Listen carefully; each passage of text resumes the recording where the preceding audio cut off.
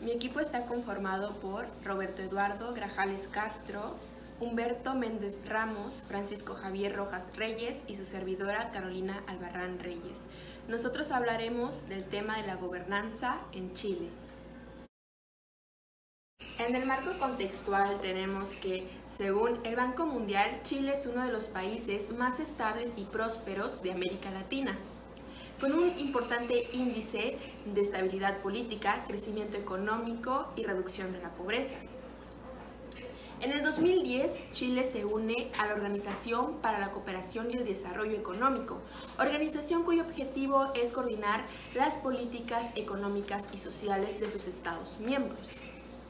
En las últimas décadas, según informes de la OECD Better Life Index, ha mejorado las condiciones de vida para sus ciudadanos. Ha actualizado el aparato estatal, ha renovado el sector público para prestar mejores servicios a los mismos. Sin embargo, pese a todas estas mejorías, aún enfrenta desafíos por mejorar. La República de Chile se encuentra ubicada en la zona suroeste de América del Sur. Su capital es Santiago y más o menos cuenta con 19.107.216 habitantes. Como bien sabemos, Chile a partir de los años 70 vivió una dictadura militar a manos de Augusto Pinochet. Sin embargo, a partir del plebiscito de 1988, en el cual se interrogaba la continuidad de Pinochet en el poder, podemos empezar a hablar de una transición hacia la democracia, y en la actualidad podemos ver una combinación de diferentes tipos de democracia en Chile. Por ejemplo, la democracia representativa, ya que todos los ciudadanos tienen la capacidad de elegir representantes en todos los niveles del gobierno, ya sea presidencial, legislativo, subnacional, para así poder tomar decisiones y aprobar leyes. Chile también funciona bajo un esquema de democracia directa, ya que ya que de cierta forma el gobierno puede preguntar, hacer preguntas específicas al público a través de mecanismos de consulta directa, como lo decíamos antes, los plebiscitos es un ejemplo de esto, los referéndums. Y también por último podemos ver la democracia participativa en Chile, ya que de acuerdo con el artículo 5 de la Constitución chilena, este incorpora mecanismos de interacción con los ciudadanos en el proceso de formulación de políticas públicas. Uno de los indicadores para medir la gobernanza en un país son los asuntos internacionales. En el 2010, como ya mencioné antes, Chile se integra a la Organización para la Cooperación y el Desarrollo Económico, organismo internacional y de carácter intergubernamental, convirtiéndose así en el primer país de América del Sur en unirse a esta. La experiencia de los países de la OCDE muestran que el acceso a la información y la transparencia, junto con las consultas populares y las iniciativas para promover una participación activa, contribuyen a una buena gobernanza y mejoran la calidad de las políticas públicas y los servicios para los ciudadanos. Entonces es así como el trabajo de la OCDE se centra en el análisis del desarrollo económico y social, informando y recomendando a los gobiernos abiertos para innovar sus políticas y promover su transparencia, su rendición de cuentas y su participación ciudadana. Recordemos que un país abierto es aquel en el que se centra el ciudadano, en el que se dan rendiciones de cuentas, en el que se acepta la participación ciudadana abiertamente y en la que hay una buena transparencia. Ahora vamos a hablar de los indicadores de confianza. Como bien seguro todos sabemos, Chile es visto como un modelo a seguir en democracia a nivel regional. Lo que quiere decir esto es que Chile es considerada una democracia ejemplar para el resto de Latinoamérica. Sin embargo, la constitución vigente es de la época de Pinochet. Lo que esto significa es que se presentan ciertos problemas de legitimidad y democráticos. Lo que, en otras palabras, la constitución fue hecha en tiempos donde el Estado de Derecho era inexistente. y esto presenta problemas de la misma naturaleza de su constitución. Quiere decir que la existencia de la actual constitución chilena es dudosa debido a la contradicción de los principios que supone en su naturaleza y en los que trata de defender. Luego, otro factor a considerar es el hecho de que el centralismo chileno es percibido como una figura hegemónica. Incluso es considerado de alguna manera avasallador frente al resto a las provincias. Y en esta línea de pensamiento el ejecutivo se percibe que el ejecutivo tiene un poder avasallador frente al legislativo. Incluso varios opinólogos chilenos han señalado que la democracia chilena no es tan pulcra como muchos perciben o muchos quieren percibir.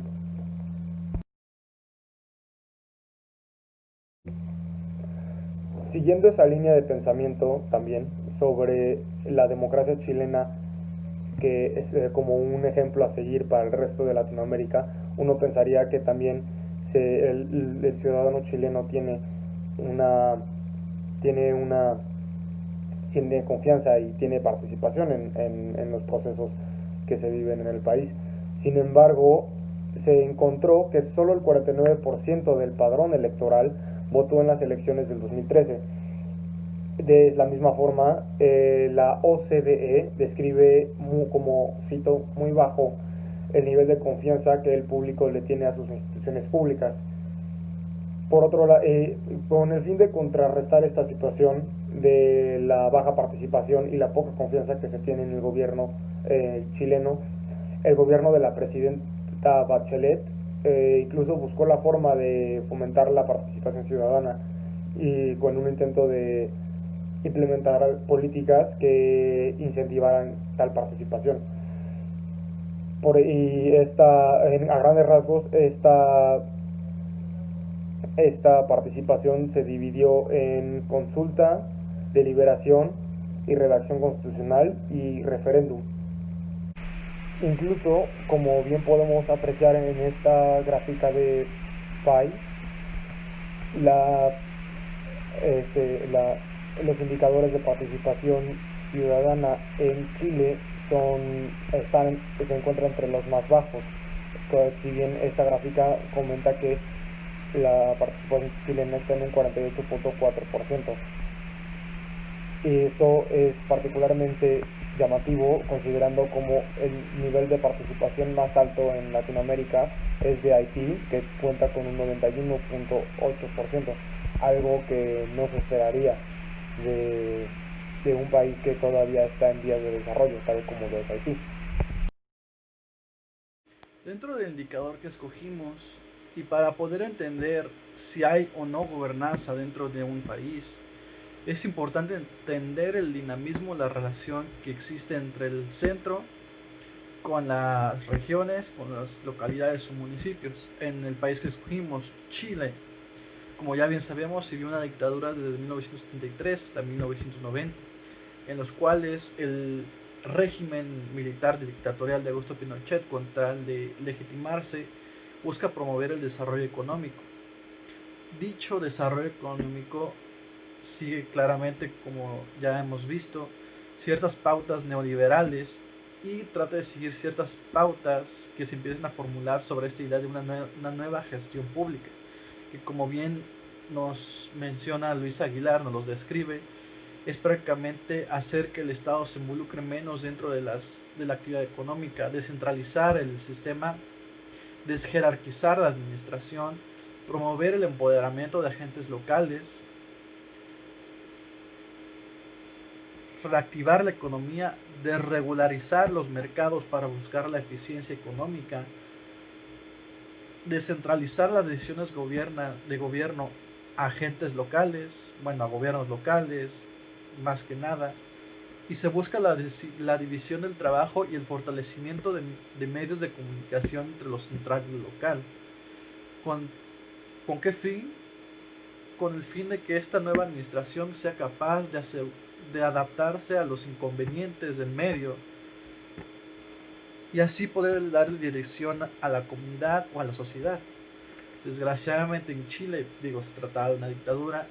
estas estructuras, esta descentralización se centra en puros aspectos financieros y económicos. Es decir, esta descentralización que se hizo del aparato administrativo y del aparato público,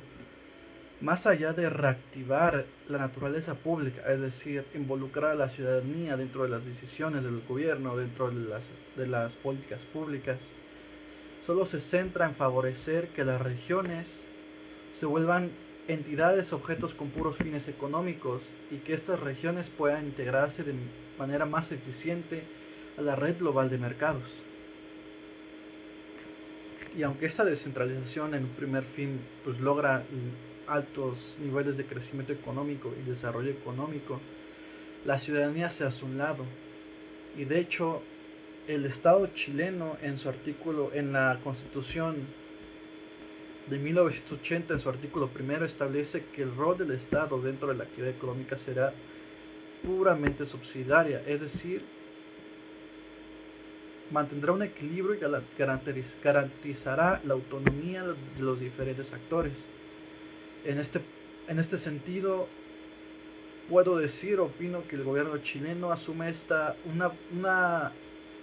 un pensamiento muy radical sobre la gobernanza, en el sentido de que asume que tanto la sociedad como el sector privado o los agentes financieros o el capital pueden autorregularse y no necesitan ayuda alguna o intervención alguna del Estado. Y aunque esto fue cierto en el caso del sector financiero, del capital, de la industria, en el caso de la sociedad, pues no. Ya que a pesar de que se descentralizó ciertos aspectos burocráticos y administrativos, políticamente siguió siendo una entidad altamente centralizada, siendo todas las decisiones manejadas desde Santiago, que es la capital de Chile. Y esta descentralización y empoderamiento de las regiones no permitió que las regiones se empoderaran políticamente y sirvieran como espacios de acción y de debate público para la ciudadanía.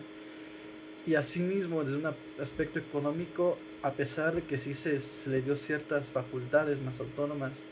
no les permitió a las regiones decidir el rumbo o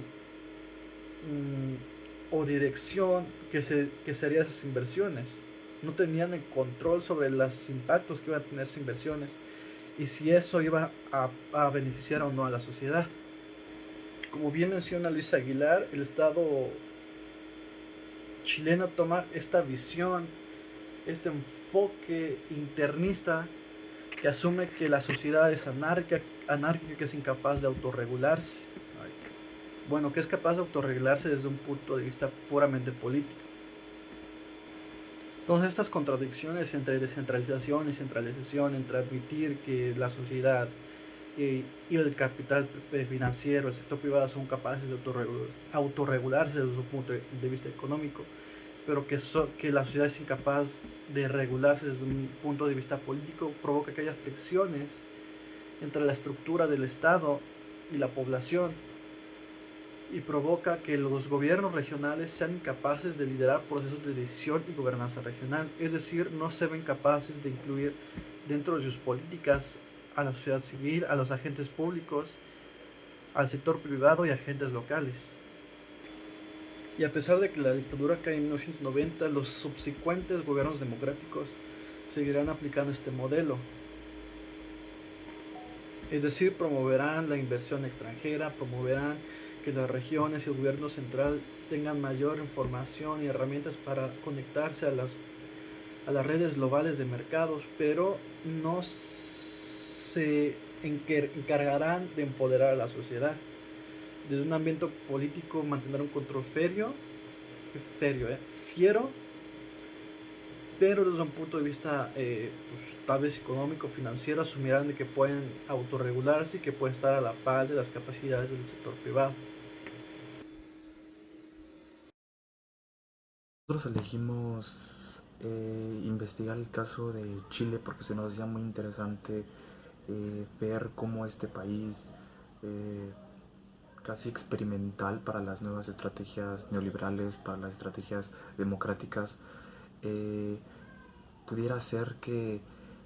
esté en esta situación tan complicada de crisis social, de crisis económica. Y durante toda la presentación hemos visto que ha habido algunas incoherencias en el sistema que en la teoría no deberían darse. Y esto nos lleva a hablar de las movilizaciones en Chile. Sabemos que las movilizaciones se dieron a partir de la subida del precio del metro, que estaba en 30 pesos,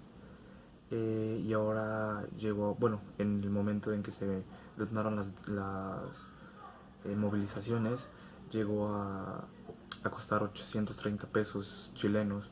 el pasaje del metro, aproximadamente $1.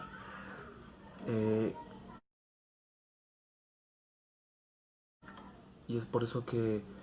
nos hace mucho eco el caso de Chile, ya que, como lo decía anteriormente, parece haber incoherencias en la teoría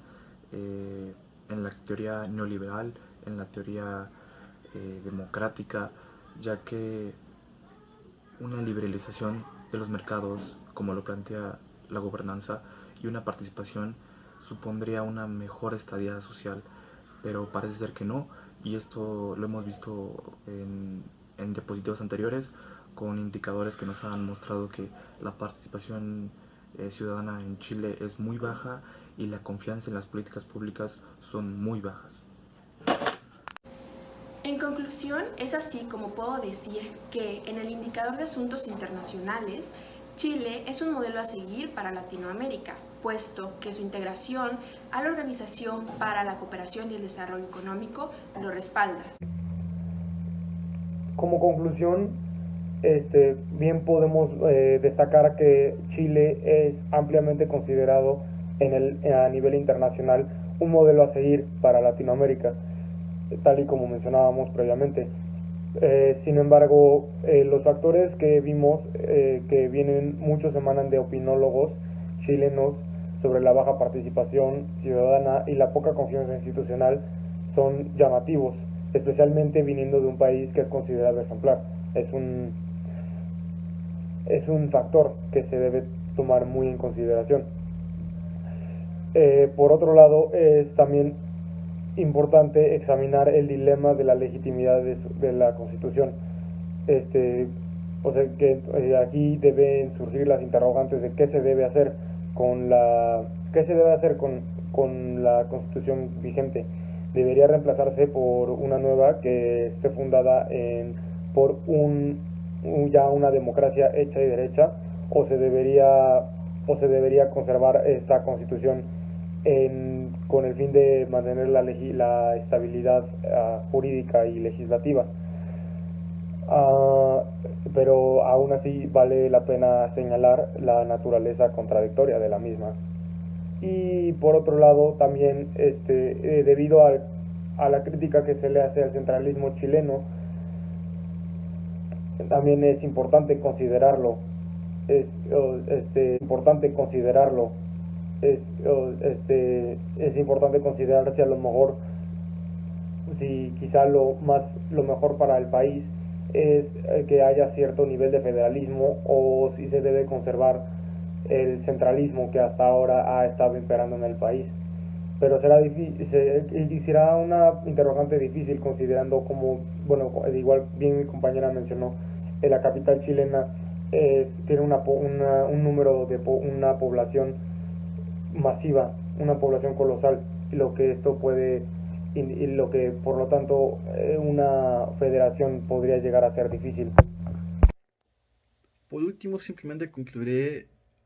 mencionando que esas contradicciones que ya hablamos dentro de la estructura del Estado chileno, es decir, el hecho de que constitucionalmente el mismo Estado chileno se reconozca como un actor simplemente mediador entre los diferentes sectores y reconozca que cada uno de los autores o sectores dentro de la ciudad chilena, como sector privado, las ONG, la sociedad civil, el capital, el sector financiero, etcétera, sean capaces de autorregularse y autogobernarse, pues el Estado solo tiene que encargarse de no intervenir y ser arbitrario, pero que en la práctica prevalezca una versión internista que, como explica Luis Aguilar, no permite institucionalmente la participación o la presencia del ciudadano en asuntos políticos, ha provocado grandes atrasos sociales y contribuyó a que la ciudadanía se sienta despegada a sus mismas instituciones políticas y sea difícil encontrar un consenso, así como apoyo para la elaboración de las políticas públicas que provengan del Estado. Y por lo tanto se reduce la capacidad del Estado para resolver de manera concisa y efectiva las dificultades que acechan a la población. En este sentido, la puesta en práctica en Chile de una gobernanza radical, en el sentido de que asume que la ciudad es independiente, autónoma y capaz de autorregularse y que no necesita el apoyo y la intervención del Estado, del gobierno para ponerse a nivel de los demás sectores o actores de la sociedad o del Estado, ha provocado que el Estado se haya impulsado a reactivar la naturaleza pública y por lo tanto se ha evitado la promoción del debate, la cooperación y el empoderamiento de la sociedad. Por último, ciertos aspectos de la nueva gestión pública, como la descentralización, la eficiencia, la eficacia, la división de trabajo y la construcción de mejores redes o medios de comunicación e información de lo central al local, se han dirigido solo al desarrollo y el progreso económico, dejado a un lado la parte social y la parte pública, así como la ciudadanía. Y aunque no podríamos hablar todavía de una gobernanza de hecho, y bajo los rubros del índice Government Statistics and Government Indicators,